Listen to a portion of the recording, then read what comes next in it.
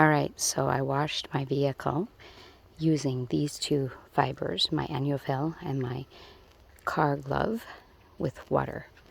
And I did my whole truck. As you can see, actually, I didn't do this side here. Yeah, I didn't do that. But I did the rest of it, except for these, because I'm going to use my scrubby to do that. But I did this. It says it was. I used my window combi to do the mirror back, or the window back here. But I did all of that. I did all of that. Look how shiny this is. There's not one drop of water. It is clean, clean, clean.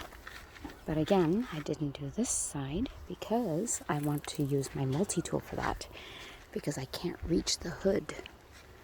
So I'm going to do this with my multi-tool and save this front part for that. But I wanted to show you the water and how much dirty water is in here from washing my truck. This is basically washing out my fibers after.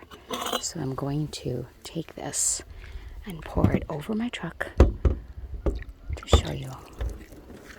That's how dirty the fiber was and how incredibly clean my truck will be.